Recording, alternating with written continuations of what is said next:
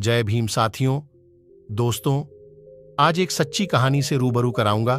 बाबा साहब की एक सच्ची कहानी जिसे सुनकर आप सोचने पर मजबूर हो जाएंगे कि एक व्यक्ति के अंदर इतना दिमाग कैसे हो सकता है, कोई महापुरुष इतना दृढ़ निश्चय वाला कैसे हो सकता है। मैं चाहूंगा आप इस वीडियो को पूरा देखिए।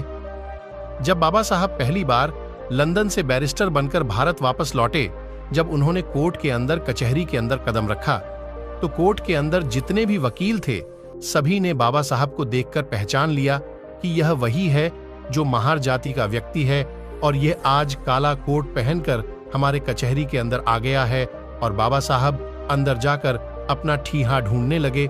सबके पास अपना अपना ठीहा होता है। बैठने के लिए जब बाबा साहब को कोई ठिकाना नहीं मिला और बाबा साहब जब ढूंढ रहे थे, तो जो दूसरे वकील थे उन्होंने बाबा साहब को डोंट कसते हुए बोला, उस बाबा को चिढ़ाते हुए कहा, अबे वो बैरिस्टर, तुम तो बहुत पढ़े लिखे विद्वान हो, तुम्हें क्या जरूरत है कचहरी के अंदर बैठने का? तुम कहीं बाहर भी अपना ठिहा लगाओगे तो तुम्हारी दुकान चल जाएगी। लेकिन बाबा साहब ने उसकी वह स्टार्ट मारने को गलत नहीं समझा। बाबा साहब ने उनके बात को बुरा नहीं माना और मुस्कुराते हुए बोला, तुमने सही कहा। और बाबा साहब एक जगह जाकर अपना ठिहा जमाया और साफ सफाई करके वहां बैठ गए। तब बाबा साहब के पास छोटे मोटे केसे आते रहे और रोजी रोटी चलती रही। हल्का फुल्का बिजनेस बढ़ा, कारोबार बढ़ा। और उसी दौरान एक सेठ और सेठानी जिसका इकलौता बेटा था, उसको फांसी की सजा सुनाई गई थी। उस सेठ और सेठानी पूरी मुंबई में कोई ऐसा वकील नहीं छोड़ा जिसके घर वो ना गए हों। जिसके पास भी जाते और जिसको भी फाइल दिखाते, अपने बच्चे की वह मना कर देता है कि आपका बच्चा नहीं बच पाएगा, उसने बहुत पैसा खर्च कर दिया था। उस सेठ ने और सेठ वकील ढूंढता ढूंढता पूरी मुंबई को खंगालता हुआ उसी कचहरी के अंदर पहुंचा जिसके बाहर बाबा साहब बैठे थे। दलितों के मसीहा भीमराव अंबेडकर बैठे हुए थे। और जब उस कचहरी के अंदर उस सेठ ने अपने बच्चे की फाइल दिखाई, अपने इकलौते बेटे की फाइल को दिखाई, तो किसी भी वकील ने उसकी फाइल नहीं ली। सभी ने इनकार कर दिया और कहा, इसका कुछ नहीं हो सकता, तुम्हारे बच्चे को कोई नहीं बचा सकता। उस सेठ ने ऐसे ऐसे बड़े बड़े वकीलों को दिखाया जो कानून को अपना घर मानते थे, जो बोलते थे कानून तो हमारे मुट्ठी में है। ऐसे ऐसे वकीलों को फाइल दिखाएं, लेकिन सबने फाइल देखकर इनकार कर दिया। और उस कचहरी के अंदर जो भी वकील बैठे थे, उसने फिर से टोन कसते हुए बोला, अरे सेठ, तुम्हारा केस वह लड़ेगा जो बाहर बैठा हुआ है। महार जाति का व्यक्ति, वह बहुत विद्वान, वह बहुत पढ़ लिख कर आया है। वह बाबा साहब पर टोन कस रहे थे, दलितों के मसीहा पर टोन कस रहे थे, वह बाबा साहब को चिढ़ा रहे थे। सेठ मन से रो रहा था। उसे आशा की एक किरण चाहिए थी बस, क्योंकि उसका इकलौता बेटा जिंदगी और मौत में अटका हुआ था। और जब सेठ ने उस वकील की बात सुना, तो सेठ उसकी बात मानकर वह बाबा साहेब के पास पहुंच गया। बाबा साहेब के चरणों में गिरकर कहा, हे बैरिस्टर, हे बाबा साहब, मेरे बच्चे को बचा लो। तो बाबा साहब ने सेठ से कहा, उठो, मैं क्या कर सकता हूं, मैं क्या मदद करूंगा तुम्हारा। यह फाइल तुमने कितने ही वकीलों को दिखाया होगा, तुम वहीं जाओ, मैं क्या कर सकता हूं। मैं तो महार जाति का हूं, मैं इस जाति से हूं। सेठ, आप बहुत बड़े वकीलों को दिखाओ। सेठ ने बाबा साहब की शक्ल देखकर कहा, नहीं, अगर मेरे बच्चे को कोई बचा सकता है तो बैरिस्टर आप बचा सकते हो मेरे बच्चे को, वरना पूरी दुनिया की कोई ताकत मेरे बच्चे को नहीं बचा सकता। मैं आपका चेहरा देखकर बता रहा हूं। बाबा साहब, आप मेरी बात मान लीजिए। मैं तो एक बाप, मैं इस पीड़ा को सहन कर लूंगा, लेकिन जो उसकी मां है, जब उसे पता लगेगा कि उसका बच्चा नहीं रहा, तो वह भी उसके गम में मर जाएगी। मेरे घर से 2 अर्थियां उठेंगी बाबा साहब, 2 अर्थियां उठेंगी। मेरा इकलौता पुत्र है, मेरा इतना बड़ा कारोबार, इतना बड़ा बिजनेस है, कौन संभालेगा? क्या करूंगा मैं इसका?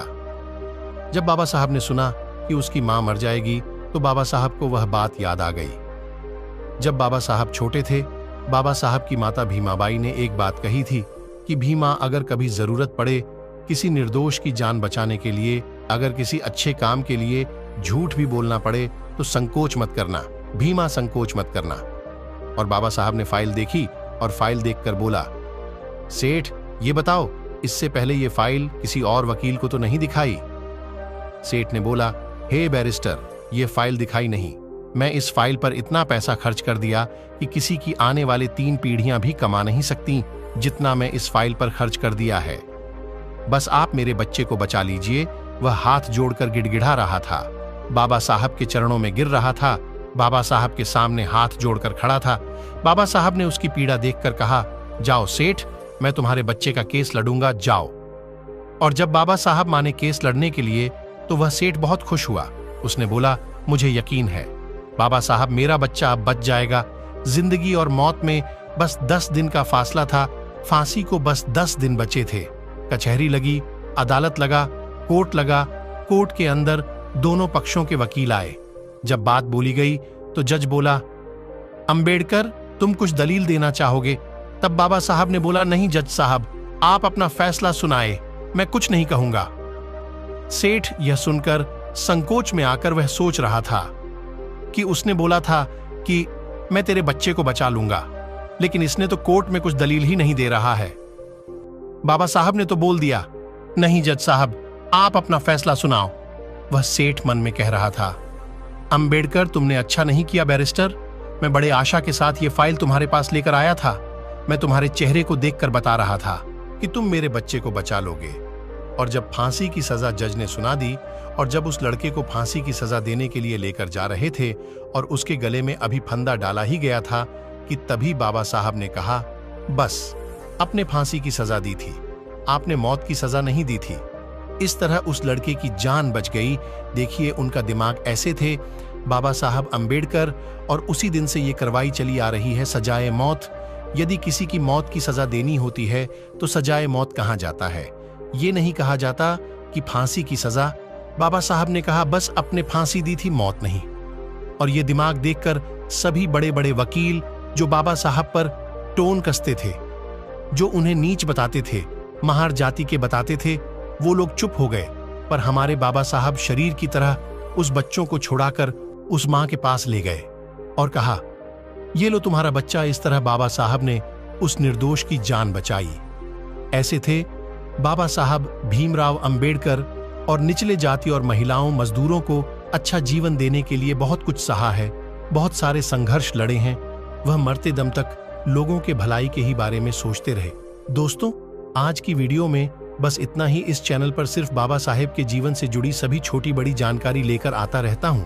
यदि आप बाबा साहब को पसंद करते हैं और उनके बारे में और अधिक जानना चाहते हैं तो हमारे the Ambedkar Saheb YouTube channel को सब्सक्राइब कर ले। और अगर वीडियो अच्छी लगी हो तो वीडियो को लाइक, शेयर और सब्सक्राइब करना ना भूले। वीडियो को पूरा देखने के लिए धन्यवाद। फिर मिलते हैं अगली वीडियो में। तब तक के लिए जय भीम, नमो बुद्धाय।